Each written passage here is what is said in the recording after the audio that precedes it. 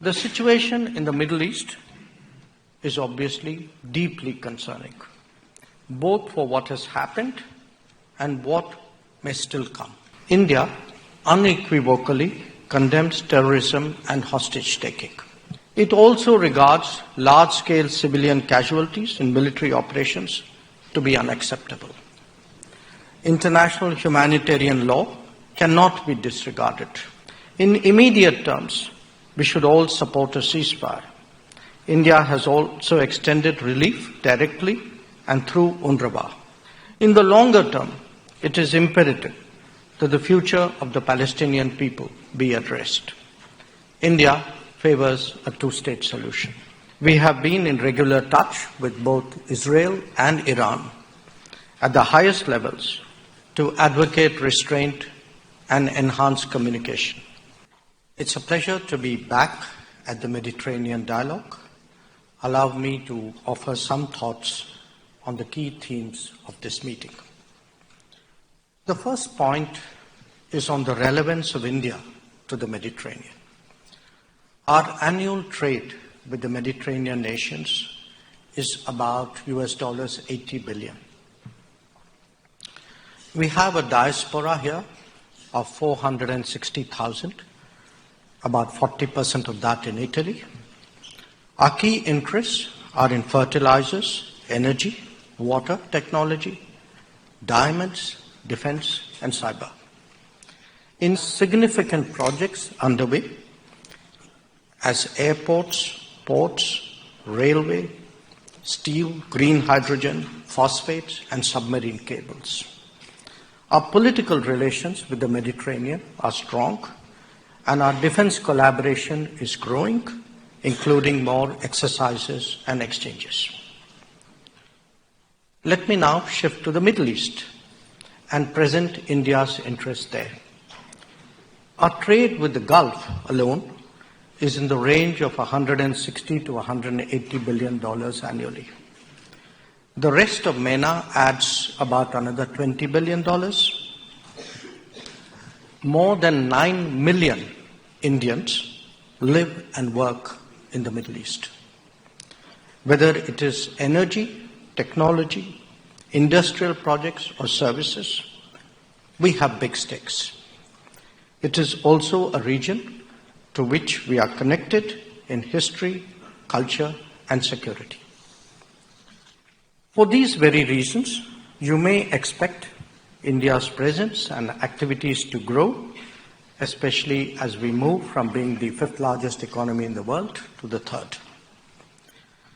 The Mediterranean presents both opportunities and risks in an uncertain and volatile world. Beyond extrapolating current trends, the new element of our relationship will be connectivity. The IMEC, the India, Middle East, Europe Economic Corridor, that was announced in September 2020, can be a game changer.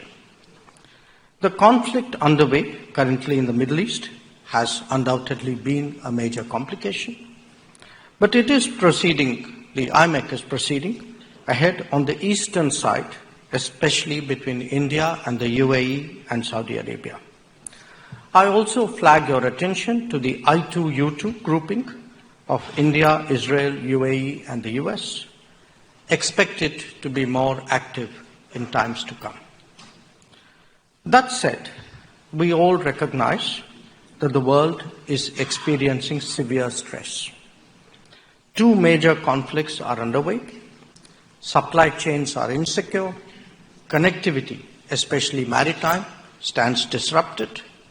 Climate events are more extreme and frequent, and the COVID pandemic has left deep scars. Today, I focus my remarks on the conflicts. The situation in the Middle East is obviously deeply concerning, both for what has happened and what may still come. India unequivocally condemns terrorism and hostage-taking. It also regards large-scale civilian casualties in military operations to be unacceptable. International humanitarian law cannot be disregarded. In immediate terms, we should all support a ceasefire. India has also extended relief directly and through UNRWA. In the longer term, it is imperative that the future of the Palestinian people be addressed. India favors a two-state solution. Our concerns have also been increasing on the widening of the conflict.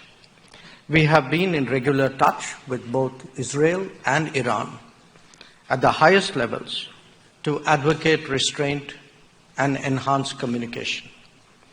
Where Lebanon is concerned, there is an Indian contingent, like Italy, as part of UNIFIL.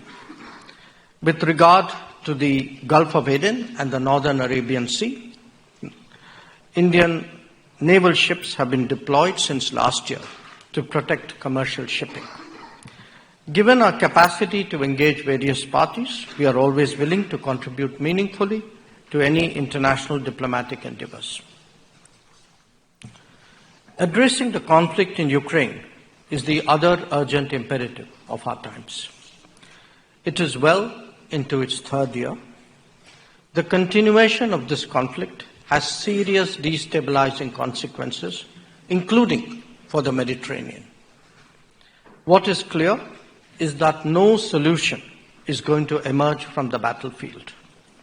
India has consistently held the view that disputes in this era cannot be settled by war. There must be a return to dialogue and diplomacy. The sooner, the better. This is a widespread sentiment in the world today, especially in the global south.